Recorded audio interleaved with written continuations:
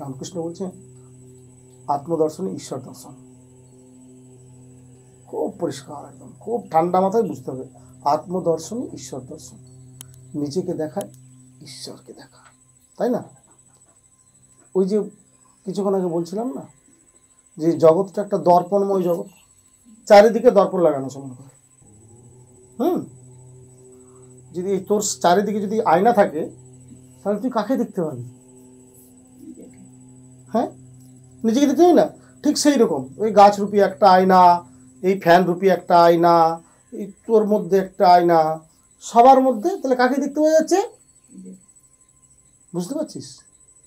এরকমভাবে তুই ঈশ্বর, আমরা বহু রূপে ঈশ্বরের পূজা অর্চনা করার চেষ্টা করছি। ঠিক বিভিন্ন রূপ দেওয়া হয়েছে, কালী, দুর্গা, বগলা, ধূমাবতী, কৃষ্ণ, রাধা, রাম, যে যেরকমভাবে বৌদ্ধ ধর্মাবলম্বীরা, জৈন ধর্মাবলম্বীরা, খ্রিস্টান ধর্মাবলম্বীরা বা ইসলাম ধর্মাবলম্বীরা প্রত্যেকেই নিজের নিজের মতো করে করছে। ওই যে এক একটা করে করে আমরা, কেউ বলছে যে নিরাকারে আমরা বিশ্বাসী, কেউ সাকারে বিশ্বাসী, কেউ আকারে বিশ্বাসী, যে যেরকমভাবে কথা বলুক না কেন, তাহলে কোথাও না কোথাও একটা পথ অবলম্বন করছে। ওইটা একটা আয়না মাত্র, নিজেকেই করছে। এবারে আয়নার মধ্যে তুই যদি একটা ফুল দিস, তাহলে কাকে ফুল দিচ্ছিস? আয়নার পায়ে ফুল দিলি, কাকে ফুল দিলি? নিজেকে। আয়নাকে একটা মালা পরালি, কাকে মালা পরালি? নিজেকেই। এই জন্য এই বেদেও বা আমাদের যে সমস্ত পূজা পদ্ধতিগুলি আছে, বা যখন পুজো করে পুরোহিতরা, ওখানে মানস প্রচারে পুজোর ব্যবস্থা করা আছে। মানস প্রচারে পূজা, তাছাড়া ভূত শুদ্ধির একটা ব্যাপার আছে। ঠিক আছে, এই যে ন্যাসগুলোকে করা হয়, অঙ্গর ন্যাস, করণ ন্যাস, মাতৃকার ন্যাস, বৃহৎ মাতৃকার ন্যাস, অন্তর্মাতৃকার ন্যাস, এই যে ন্যাসগুলো করা হচ্ছে সবটাই তো সবটাই আত্মকেন্দ্রিক, নিজেকে। তো সেই জন্য মায়ের কথাটা চিন্তা কর, যদি দোষ দেখতে হয় তাহলে নিজের দোষ দেখো, অপরের দোষ দেখো না, তাহলে জীবনে শান্তি পাবে। তাই তো? তো তোদেরকে বারবার বলি, যদি সমালোচনা করতে হয় তাহলে আত্মসমালোচনা করো, কারণ উপলব্ধি না হলে তুমি বিশ্লেষণ করতে পারবে না। কেন? সবসময় নিজেকে নিয়ে ভাবার চেষ্টা কর, নিজেকে দেখার চেষ্টা কর, নিজেকে জানার চেষ্টা কর, নিজেকে বোঝার চেষ্টা কর, তাহলেই হবে। এই যে জপ, আমাদের যে ধ্যানের ব্যবস্থা, কেন ধ্যানের ব্যবস্থা করা হয়েছে? স্থির হওয়ার জন্য। ধ্যান তোমাকে স্থির হতে সহযোগিতা করবে। ঠিক তো? শুধুমাত্র যেহেতু আমরা চঞ্চল, বিভিন্ন জায়গাতে বিভিন্নভাবে ছুটে বেড়াচ্ছি, অন্য কোনো কারণ না, কিন্তু আমরা চঞ্চল বলে। কেন না? মনের দ্বারাই নিয়ন্ত্রিত, মনের দ্বারাই পরিচালিত। সেই জন্য মনকে বাদ দিয়ে আত্মকেন্দ্রিক হতে বলছি। তাহলে এই যে মনকে বাদ দিতে হবে, তাহলে মন থেকে তোকে ত্রাণ পেতে হবে, মনের থেকে পরিত্রাণ পেতে হবে। তাই তো? এইটাই তো। এর জন্যই ব্যবস্থা করা হয়েছে বিভিন্ন মন্ত্রের, যা মন থেকে ত্রাণ পাওয়া যায়, সেটাই হচ্ছে মন্ত্র। বুঝতে পারছিস? খুব সহজ কথা। এই মন্ত্রটাকে কখনো নাম জপের কথা বলছি, কখনো বিভিন্ন পূজার মন্ত্রের কথা বলা হচ্ছে। সেই তুমি মন্ত্রটা সংস্কৃতে বলবে, না বাংলায় বলবে, না হিন্দিতে বলবে, না ইংলিশে বলবে, সেটা তোমার ব্যক্তিগত ব্যাপার।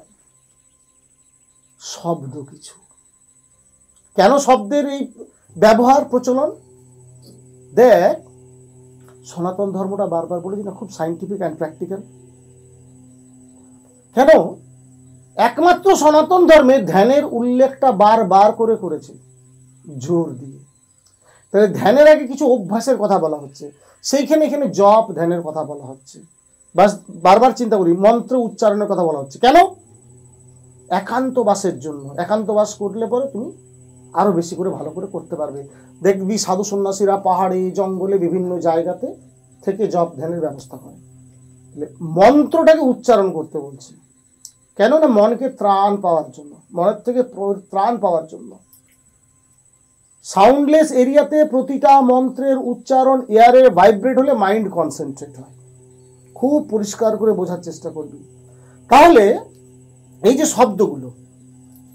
শব্দগুলো যাতে উচ্চারণটা যদি তুই সঠিক করতে পারিস তাহলে একটা কম্পনের সৃষ্টি হবে, তরঙ্গায়িত হবে। ঠিক তুমি ধীরে ধীরে ধীরে ধীরে ধীরে ধীরে ধীরে ধীরে এই তরঙ্গ হতে হতে একটা সময় স্থির হয়ে যাবে। দেখবি সমুদ্রের কিনারাতে বিভিন্ন তরঙ্গ লহরী উঠছে, যখন ভেতরে মাঝখানে কোনো স্থির। ঠিক সেরকম আমাদের জীবনেও এই যে বাইরে বিভিন্ন রকমভাবে তরঙ্গ উৎপন্ন হতে থাকছে, কাম, ক্রোধ, লোভ, মোহ, আশা, নিরাশা, হতাশা, লাঞ্ছনা, গঞ্জনা, বদনাম, এই বিভিন্ন রকমের একটা করে তরঙ্গ যাচ্ছে, কিন্তু ঢেউ চলে যাচ্ছে। একে তোমাকে অতিক্রম করে মাঝখানে আসতে হবে। যত তুমি মাঝের দিকে যাবে তত তুমি শান্ত হয়ে যাবে। তো ধ্যান মাঝখানে নিয়ে যায়, তোমাকে তোমার গভীরে নিয়ে চলে যাবে, এই মধ্যবর্তী স্থানে। ধ্যানের ওই গভীর অবস্থায় যখন যাবে তখন হবে সমাধি। কখন? সমভাবে স্থিতি সমাধি। যখন তুমি সমস্ত কিছুর মাঝখানে থেকে তুমি নিজেকে স্থির করে নিতে পারলে তখন হবে তোমার সমাধি। বুঝবার চেষ্টা করতে হবে। তখন হবে আত্মদর্শন। নিজেকে দেখতে পারলে, তুমি নিজেকে জানতে পারলে, নিজেকে বুঝতে পারলে। যে নিজেকে জানতে পারেনি সে যাচ্ছে অপরকে জানতে, যে নিজেকে চিনতে পারেনি সে যাচ্ছে অপরকে চিনতে, যার নিজের ঘরেই ময়লা সে যাচ্ছে লোকের ঘর পরিষ্কার করতে, নিজের সেবা করতে পারে না সে যাচ্ছে অপরের সেবা করতে। তো এই জন্য আত্মদর্শনের কথা বারবার করে বলা হচ্ছে। নিজেকে দেখো। তুমি যেদিন নিজেকে দেখতে পেয়ে যাবে সেদিন তোমার ঈশ্বর দর্শন হয়ে যাবে।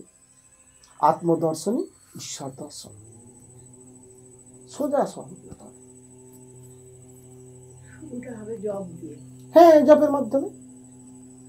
তার আগেও কি দরকার? সৎসঙ্গের দরকার, অভ্যাস যোগের দরকার, গুরু সান্নিধ্যে থাকার দরকার, গুরু বাক্য চিন্তন মনন স্মরণ একান্ত প্রয়োজন, আর গুরুর আদেশ পালন। এইগুলোকে যে ঠিক মতো করে করতে পারবে তার আর কোনো চিন্তা করার দরকার নেই। সহজ সরলভাবে নিজেকে তৈরি করা। এই জন্য আমি দেখবি সহজ সাধনার কথা বারবার উল্লেখ করছি, কারণ সাধনাটা সহজ হতে তোমাকে শেখাবে। আমরা খুব জটিল, সমস্ত বিষয়টাকে আমরা জটিল ভাবে নিয়ে নিই। এখান থেকে সহজ হয়ে যাও। যেদিন তুমি সহজ হয়ে যাবে আর কোনো চিন্তা করার দরকার নেই। Take it easy. প্রত্যেকটা ব্যাপারকে একটু সহজভাবে নেওয়ার চেষ্টা করো। আমরা কি করি না, জটিল ভাবে নেওয়ার চেষ্টা করি, তাই না? তার জন্য এত আমাদের মনে জটিলতা। আমরা তো আমাদের মতো করেই বোঝার চেষ্টা করি, কারণ আমাদের ভাড়ার তো শূন্য, কিছু তো নাই, বুঝলি? আছে একটা ডাস্টবিন বানিয়ে নিয়েছি, ভেতরে আবর্জনা ভরে ভরে, আবর্জনা ভরে ভরে, পরনিন্দা, পরচর্চা, পর সমালোচনা, কার কি হচ্ছে, কার কি যাচ্ছে, ওই লোকটা তোর ক্ষতি করে দিল, অমুক লোকটা এই করে দিল, এই প্রতিটা মুহূর্তে ভাবতে ভাবতে অপরকে তোরা সেলিব্রিটি করে দিচ্ছিস। যেটা বলতে চাইছিলাম, যে তোরা মনকেও এরকম ভাবে সেলিব্রিটি বানিয়ে রেখে দিয়েছিস। ও কে হরিদাস আমাকে বলতো? তোরা মন কে, যে তাকে তোরা অতটা গুরুত্ব দিস? ও বাইরের একজন, তোর বাড়ির একটা গেস্ট, তোর ভাড়া বাড়িতে থাকে, ওকে তোরা জায়গা দিয়েছিস, এমন করে দিয়েছিস ও জবরদখল করে এসে পরে বসে আছে। যা, আর ঘর থেকে তাড়াতে পারছিস না, আর কিছুই না।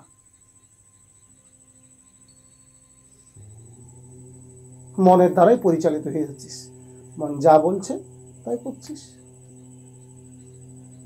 এইখান থেকে বেরোনোর কৌশলটা শেখার চেষ্টা কর। একে অতিক্রম করতে হবে। যত নষ্টের গোড়া এটা, যত বেশি তোরা মনকে গুরুত্ব দিবি তত বেশি বিপদে পড়বি। কারণ মন কখনো স্থির হওয়ার চেষ্টা করে না, সবসময় ডুয়ালিটিতে থাকতে চায়। দ্বৈত ভাব ওর ভেতরে থাকবে। এটা করবো, ওটা করবো না, সেটা করবো না, এটা করবো না, ও এটা বলেছে না, ও ওটা বলেছে, এটা তাহলে ওইটা, সব সময় দ্বৈত ভাবে তোরা কাজ করে মন। কোনো দিন স্থির কোনো ই করতে দেয় না, আর তোরা মনের দ্বারাই বশীভূত হয়ে যাস। ওকে ছাতা ওর মতো কাজ করতে দে, তোরা তোদের মতো করে আনন্দ কর। খালি গুরু বাক্য চিন্তন মনন স্মরণে এইটা সমাধান হতে পারে, নয়তো সমাধান হতে পারে না। বারবার বলছি, যদি ঠিক মতো করে চলতে পারিস, গুরুর পথটা অনুসরণ করে, তাইলেই হবে। গুরুকে অনুকরণ করার লোক প্রচুর হয়ে গেছে, এখন অনুসরণ করার লোক নেই। তা আত্মদর্শন হবে কোথা থেকে? সম্ভব নয়। 2 দিন 3 দিন থাকবে, গুরু সান্নিধ্যে থাকবে, ব্যাস গুরুর মতন করে নকল করার চেষ্টা হয়ে গেল। আবার কি হবে? এই সমাজ ব্যবস্থাতে যদি থাকা হয় এরকম হবে না। গুরু সান্নিধ্যে থাকো, গুরু বাক্য মেনে চলো, তাহলেই হবে। বাবা ঠাকুর বারবার করে একটা কথা বলছেন, বিশ্বাস, মেনে নেওয়া আর সমর্পণ, এই 3টাকে যদি তোমরা ঠিক মতন করে মেনে নিতে পারো তাহলেই হবে। গুরুতে বিশ্বাস, গুরু বাক্য মেনে নেওয়া আর গুরুর প্রতি সমর্পণ। এই সমর্পণটা কেমন হবে? নিঃশর্ত সমর্পণ, আনকন্ডিশনাল সারেন্ডার। আমরা শর্ত সাপেক্ষে সম্পর্ক তৈরি করি মানুষের সাথে, তাই না? তো এই যতক্ষণ না তোমরা গুরুর সঙ্গে তোমাদের এই বিষয়টা আসবে, আর সৎসঙ্গ, আর অবিরাম নাও নাম, অবিরাম নাও নাম, নামে ডুবে থাকো। এই নামে ডুবে থাকতে থাকতে থাকতে থাকতে কোন সময় একদিন ভাব তৈরি হয়ে যাবে, সেখান থেকে ভক্তির সঞ্চার হবে। কেন ভাবের পরে কেন ভক্তি বলছি? নিশ্চয় ভোগেতে ইতি ভক্তি। সমস্ত কিছুর ভোগ তোমার ভিতরে থাকবে, সুখ ভোগ দুর্ভোগ সবই থাকবে, কিন্তু এর ইতি যেদিনকে ঘটবে সেদিনকে তোমার ভিতরে ভক্তি আসবে। তার আগে সম্ভব নয়। যেদিনকে তোমরা ভোগকে গুরুত্ব দেওয়া বন্ধ করে দেবে, থাক না, ওটা ওর কাজ করছে, আমি তো তার চরণে সমর্পণ হয়ে গেছি, সেদিন ভক্তির সঞ্চার, তার আগে নয়। ভক্তিতে তো মুক্তি হবেই, তাই না? তখন তোমার নিজের প্রতি নিজেকে দেখা হবে।